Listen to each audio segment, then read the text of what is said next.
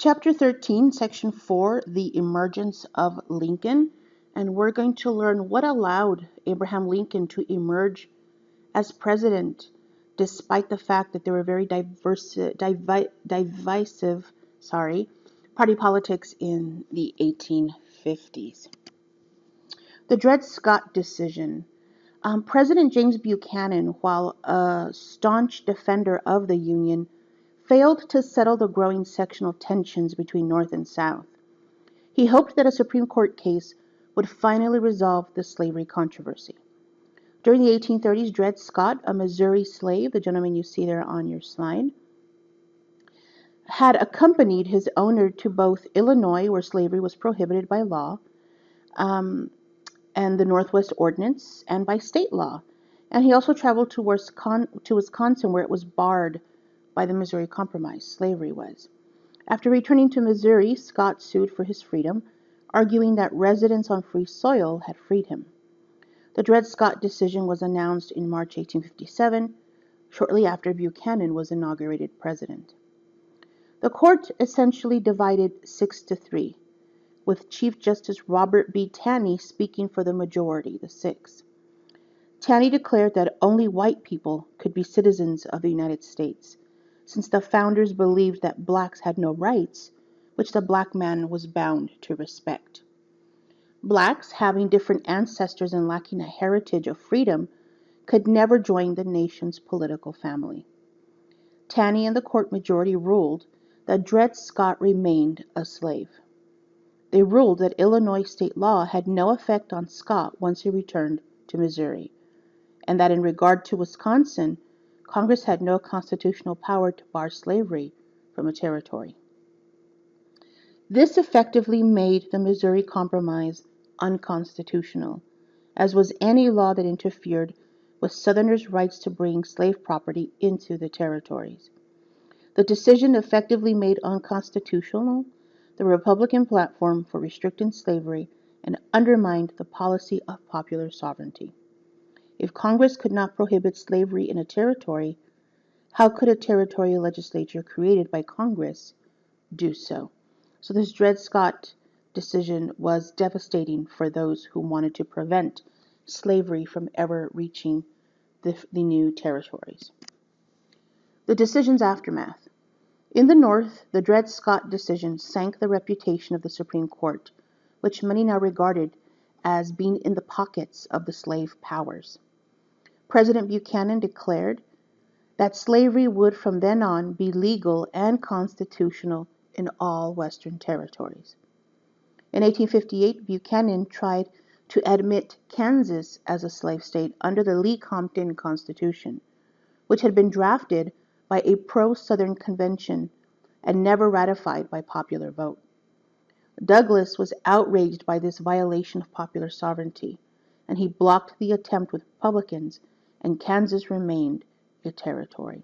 So Kansas tried to be sneaky about it, and a group of pro-Southern slaveholders met in that house you see there on the left side image and drew up their own constitution and tried to get it passed. However, their constitution was illegal because the people of Kansas did not vote on it. And so Douglas and other Republicans were able to block it, and Kansas did not become a slave state. It remained a territory.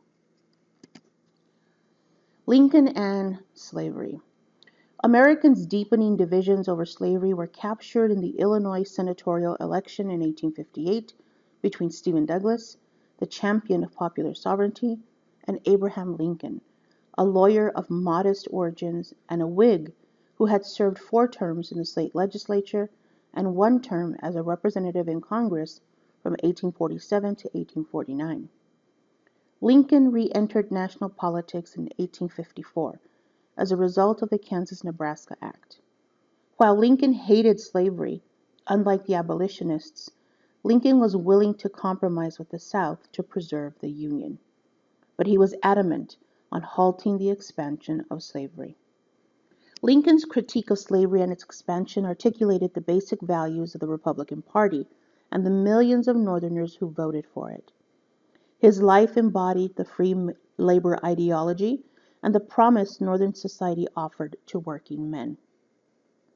In the 1850s, Illinois, property-owning farmers, artisans, and shopkeepers vastly outnumbered wage earners. Lincoln believed blacks should own their own labor and have an opportunity to improve themselves through their labor, just like whites.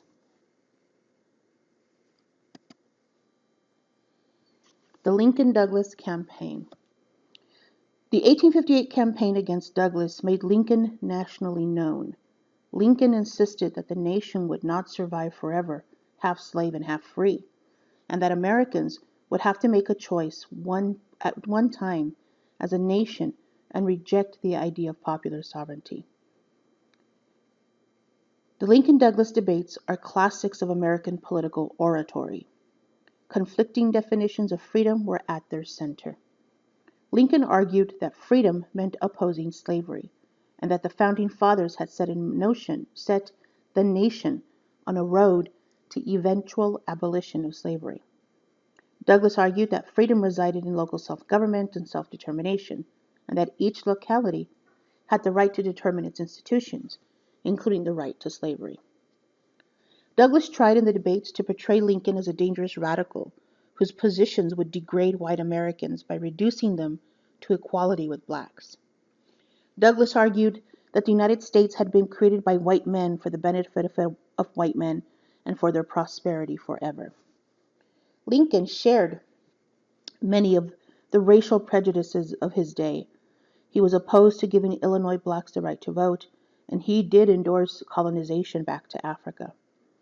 But Lincoln did not appeal to racism to gain votes, and he insisted that blacks were part of the human family, entitled to the same natural rights the Declaration of Independence offered to all men everywhere. Douglas narrowly won the re-election to the U.S. Senate, but elsewhere in the North, Republicans won elections, and the Republican Party began to gain steam. John Brown at Harper's Ferry. The attack on the federal arsenal at Harper's Ferry, Virginia, led by John Brown, also increased sectional tensions between North and South. Brown, a deeply religious man, had long been involved in anti-slavery activities. Highly influenced by the Old Testament of the Bible, Brown avenged an 1856 attack on Lawrence, Kansas, by pro-slavery Southerners by murdering 5 pro-slavery settlers. In October 1859, Brown led an interracial group of nearly 24 men in the attack at Harper's Ferry. Brown and his men were soon surrounded, and all of them killed or captured by Federal soldiers, commanded by Colonel Robert E. Lee.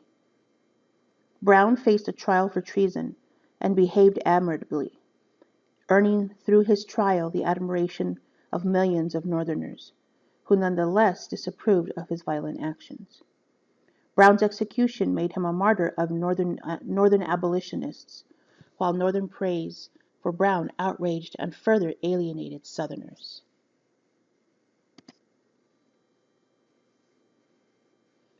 A growing number of Southerners began to think their region's future looked more favorable outside the Union than within it. Southerners had many complaints.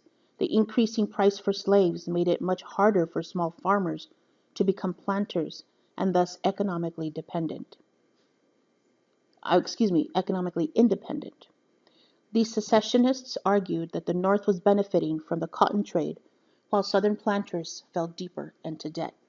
A secessionist is someone who wants to break away, to secede.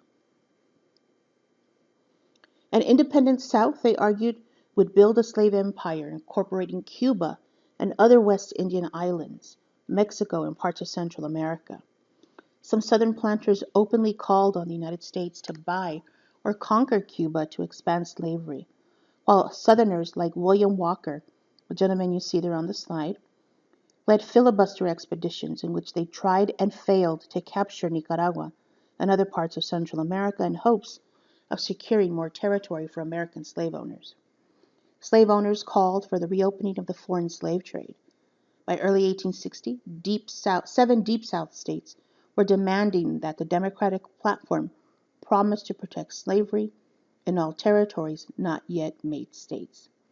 And so William Walker went down to Nicaragua and tried to essentially take over Nicaragua in order to add it to the United States and set it up as a slave state. He built a house in Nicaragua. However, he made the people there very unhappy. And if you notice his tomb, he's there buried in Honduras. It says there, William Walker, fusilado, the 12th of September, 1860. Fusilado means he was shot by a firing squad. The Democratic split. Even though Stephen Douglas and his supporters had a majority at the Democratic Convention of 1860, they did not have the two-thirds needed for the presidential nomination, and Douglas's position on Kansas alienated pro-slavery Southerners who wanted to make Kansas a slave state. Delegates from 7 states walked out when the platform reaffirmed support for popular sovereignty, and the remaining Democrats nominated Douglas.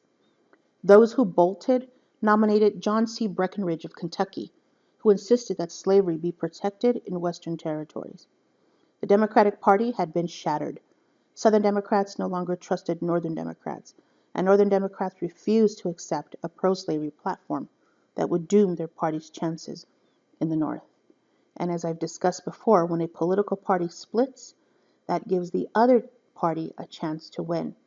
In this case, the election of 1860 for the presidency, the Democratic Party is split, and that means the Republicans are going to win. The nomination of Lincoln. The Republicans nominated Abraham Lincoln for president. Lincoln's commitment to preserving the Union appealed to moderate Republicans, and his moral opposition to slavery appealed to abolitionists. He wasn't associated with the nativist, know-nothing wing of the party, so he could win immigrant votes, and he could ensure Illinois' votes. The Republicans' platform declared the Dred Scott decision invalid. They reaffirmed their opposition to slavery's expansion and added economic plans to appeal to different Northern voters: free homesteads in the West, a protective tariff, and government aid for building a transcontinental railroad. So they set Lincoln up with all the right things to say, and he would be nominated by the Republicans to run for the presidency. And that happened in that building that you see there in 1860 in Chicago. The election of 1860. In effect, 2 presidential campaigns occurred in 1860. In the North, Lincoln faced off against Douglas. In the South, the Republicans had no support, and 3 candidates ran against each other: Douglas, Breckinridge, and John Bell of Tennessee, the candidate of the Constitutional Union Party, made of Unionist former Whigs who pledged only to preserve a constitution with existing protections for slavery and to prevent sectionalism. The election results were highly sectional. Lincoln won all the North except New Jersey, receiving 54% of the North's total votes, 40% of the national vote, and 180 electoral college votes, a clear majority. Breckinridge won most of the slave states, although Bell carried 3 upper Southern states and about 40% of the South's total votes. Douglas was second in the popular vote, behind Lincoln, but he was the only candidate with votes in all parts of the nation. But his failure to carry either section showed that a devotion to a union with slavery was no longer tenable politically. Lincoln was elected president without a majority of the national popular vote, much like our recent election in November 2016. Here you have a political cartoon showing those 4 candidates who ran for president, dividing the country. It's called Dividing the National Map, and it shows all 4 candidates in the 1860 presidential election. There's a map of the United States that hangs on the wall, and it's being torn apart by 3 of the candidates. Lincoln is on the far left, and then Douglas is in the middle, both tearing at the western part of the country. Breckinridge, who's in the middle, right here, he attacks the South. So here's Lincoln, Douglas, Breckinridge. And then over here, the 4th candidate, John Bell, who was a Unionist. He wanted to keep the country together. And that is why he has a bottle of glue and is trying to glue it back together. Okay. And he has lots of boxes of Spalding's glue over here because he was going to need a lot of glue, and actually, no matter how much gluing he made or did, it was not going to work. And so here is the final electoral map. You see the South was clearly Democratic for Breckinridge. There were some pockets of Democratic votes up here in the North. Lincoln clearly won the northern states, with again some pockets in some of these states like Pennsylvania, Illinois, Indiana. Bell won 3 upper southern states. This is what we call the upper South here. And then Douglas won just one state, which is looks like Missouri. So if you look at the numbers down here, 1.8 million votes for Lincoln, 1.3 for Douglas, and Lincoln wins 180 electoral votes. Typically, a president should win over 270 electoral votes, the majority, but because there were so many candidates, those votes were split.